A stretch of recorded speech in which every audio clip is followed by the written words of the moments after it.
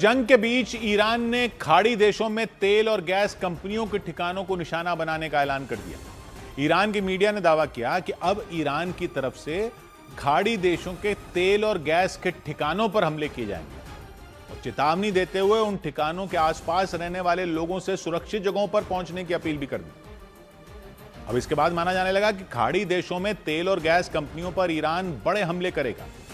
जो चेतावनी जारी की गई उसमें सभी खाड़ी देशों का नहीं बल्कि सिर्फ 3 खाड़ी देशों का नाम लिया गया, कतर, सऊदी अरब और तीसरा यूएई। खबरों के मुताबिक ईरान ने बाकायदा उन 5 कंपनियों का नाम लिया जिन्हें वो निशाना बनाएगा। इनमें सऊदी अरब के 2 ठिकाने शामिल किए गए, पहला सामरेफ रिफाइनरी और दूसरा जुबैल पेट्रोकेमिकल कॉम्प्लेक्स। इन दोनों ही जगहों को फौरन खाली करने और वहां काम करने वाले या रहने वाले लोगों को सुरक्षित जगहों पर पहुंचने के लिए भी कहा गया। इसी तरह 2 ठिकाने यूएई में अल हसन गैस फील्ड और एक पेट्रोकेमिकल प्लांट को निशाना बनाए जाने की चेतावनी ईरान की तरफ से दी गई। 5वां ठिकाना कतर की रास लफान ऑयल रिफाइनरी का रहा, जिस पर हमला करने की चेतावनी ईरान की तरफ से दी गई। हालांकि इसके लिए ईरान ने इजराइल की फौज को जिम्मेदार ठहराया, जिसने ईरान में गैस फील्ड पर मिसाइल से हमला किया था और यह हमला ईरान के दक्षिणी पार्स प्रांत में एक गैस के भंडार पर किया गया था। इस हमले के बाद इजराइल की फौज ने हमले की जिम्मेदारी लेने में भी देर नहीं की थी। दक्षिणी पार्स के जिस गैस फील्ड पर हवाई हमला हुआ वो दुनिया का सबसे बड़ा गैस फील्ड बताया जाता है। इसीलिए हमले के बाद ईरान का पारा 7वें आसमान पर चढ़ गया।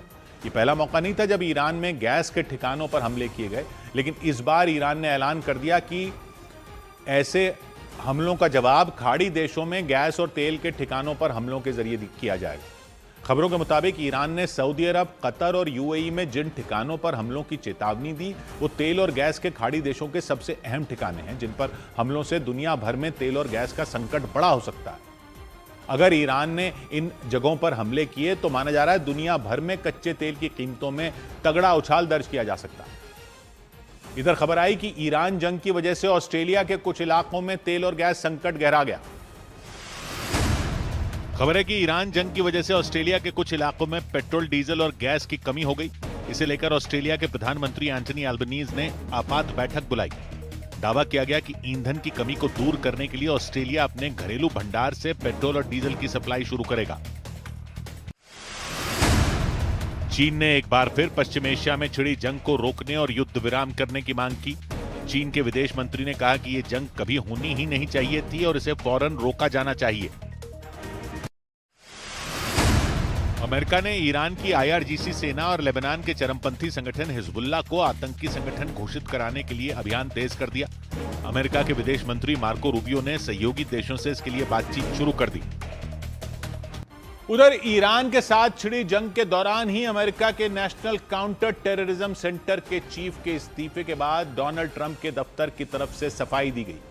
व्हाइट हाउस ने अपने अफसर के सभी आरोपों को सिरे से खारिज कर दिया। इसे एक रोज पहले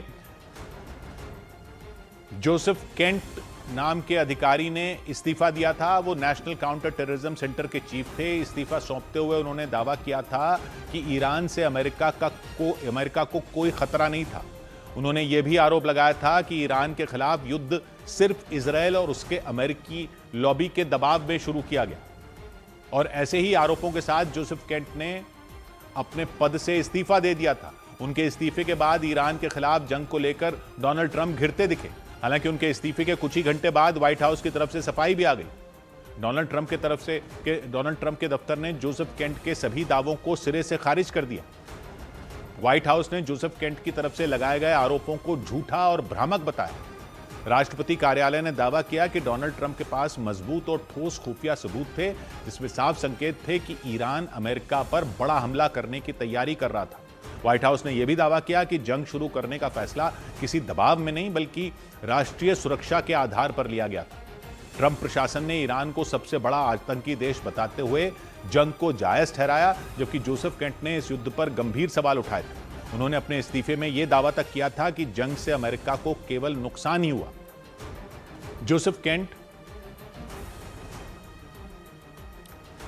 अमेरिका की उस नेशनल काउंटर टेररिज्म सेंटर के प्रमुख थे जिसका काम आतंकी खतरों का पता लगाना था। National counter terrorism centre America की एक इंटेलिजेंस और सिक्योरिटी एजेंसी है। ये CIA, FBI और सेना से जानकारी जुटाकर आतंकवादी खतरों की पहचान करती है। जोसेफ केंट को पिछले साल ही इसका चीफ बनाया गया। ट्रंप प्रशासन का हिस्सा बनने से पहले वो अमेरिकी सेना में थे और पश्चिम एशिया के कई देशों में मिलिट्री ऑपरेशन में उन्होंने हिस्सा लिया था।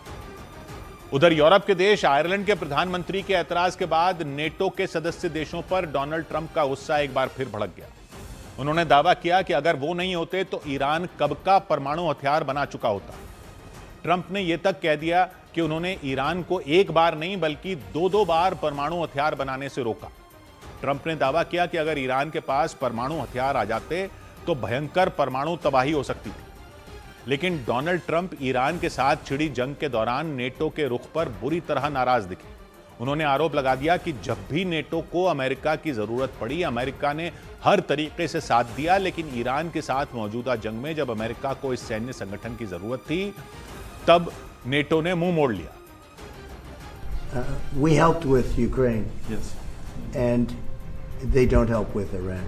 And they all acknowledge that Iran can't have a nuclear weapon. You yourself say, you know, these are horrendous people. Donald Trump ने नेटो के रुख पर हैरानी जताई, लेकिन यह भी जता दिया कि नेटो समेत दुनिया के कई देशों को उनका शुक्रगुजार होना चाहिए कि उन्होंने ईरान को परमाणु बम बनाने से रोका। I'm disappointed in NATO, very disappointed. I'm disappointed in a couple of other countries too.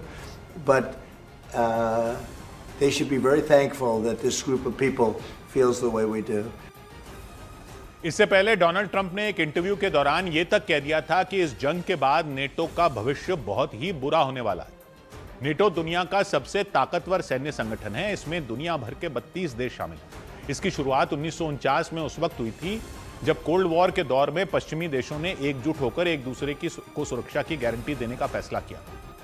NATO ने तय किया था कि एक देश पर हमला सभी पर हमला माना जाएगा। हालांकि नेटो ने तय किया था कि वो एक डिफेंसिव अलायंस होगा, यानी इसका मकसद आक्रामक युद्ध करना नहीं बल्कि दुश्मन से रक्षा करना होगा। लेकिन ईरान जंग के दौरान दुनिया के इस सबसे ताकतवर संगठन में दरारें पड़ती दिखीं, क्योंकि एक एक करके इसके कई सदस्य देशों ने इस जंग में सीधे कूदने से साफ मना कर दिया। जबकि नेटो की अगुवाई करने वाले अमेरिका के राष्ट्रपति ट्रंप ने खुलकर सभी से साथ आने की अपील की। इधर शिवालिक और नंदा देवी के बाद तीसरा जहाज भी स्ट्रेट ऑफ हॉर्मूज को पार कर भारत पहुंच गया। जगलाडकी नाम का जहाज 80,000 टन कच्चा तेल लेकर गुजरात के मुंद्रा पोर्ट पर सुरक्षित पहुंच गया। वो शनिवार को यूएई के फुजैरा पोर्ट से रवाना हुआ था और बताया गया कि जिस समय जगलाडकी जहाज फुजैरा पोर्ट से रवाना हो रहा था, ठीक उसी समय वहां पर हमला हो गया। इसकी वजह से पोर्ट पर थोड़ी देर के लिए काम भी बंद कर दिया गया था। फुजैरा पोर्ट पर हुए हमले में जगलाडकी जहाज बाल बाल बचा था और हमले के बाद स्ट्रेट ऑफ हॉर्मूज को पार करते हुए गुजरात के मुंद्रा पोर्ट पर पहुंच गए। वो यूएई के फुजैरा पोर्ट से 80,000 टन कच्चा तेल लेकर रवाना हुआ था। जगलाडकी युद्ध क्षेत्र से निकलने वाला भारत का तीसरा जहाज है। जगलाडकी से पहले शिवालिक और नंदा देवी जहाज एलपीजी लेकर भारत पहुंचे थे। दोनों जहाज स्ट्रेट ऑफ हॉर्मूज में फंसे हुए थे और ईरान से अनुमति मिलने के बाद दोनों जहाज भारत पहुंच गए। उनके बाद जगलाडकी ने भी स्ट्रेट ऑफ हॉर्मूज के रास्ते को सुरक्षित तरीके से पार किया और गुजरात के मुंद्रा पोर्ट पर पहुंच गए। अमेरिका इजरायल के हमलों के बाद ईरान ने स्ट्रेट ऑफ हॉर्मूज को बंद कर दिया था। जब अमेरिका और इजरायल के हमलों के बाद ईरान ने स्ट्रेट ऑफ हॉर्मूज को बंद कर दिया, वहां से जहाजों के गुजरने पर रोक लगा दी। इसीलिए कई देशों के जहाज वहां पर फंस गए। उधर दिल्ली पुलिस ने एक गोदाम में अवैध तरीके से रखे गए 223 एलपीजी सिलेंडर बरामद किए। साथ ही 2 आरोपियों को गिरफ्तार कर लिया। पुलिस के मुताबिक उसे दिल्ली के राजपुर खुर्द गांव में एलपीजी सिलेंडरों की कालाबाजारी और जमाखोरी की जानकारी मिली थी। खबर मिलते ही पुलिस की टीम ने उस गांव में मौजूद गोदाम पर छापा मारा और उस गोदाम से 61 घरेलू सिलेंडर बरामद किए। उनमें 16 सिलेंडर भरे हुए थे जबकि 45 सिलेंडर खाली थे। छापेमारी के दौरान पुलिस को 162 कमर्शियल सिलेंडर भी मिले। वो सिलेंडर खाली थे। पुलिस के मुताबिक उसने आरोपियों से पूछताछ की, उनसे लाइसेंस मांगा, लेकिन वो किसी भी तरह का दस्तावेज नहीं दिखा पाए। आरोप लगा वो बिना किसी अनुमति के ही गोदाम में सिलेंडर जमा कर रहे थे। उनके पास लाइसेंस तक नहीं था। इसके बाद पुलिस ने अवैध तरीके से सिलेंडर रखने के आरोप में 2 लोगों को गिरफ्तार कर लिया। साथ ही 223 सिलेंडर जब्त कर लिए। दावा किया गया उस गोदाम की तलाशी ली गई तो वहां सुरक्षा के इंतजाम भी नहीं थे। बिना सुरक्षा उपायों के ही भारी मात्रा में सिलेंडर रखे गए थे।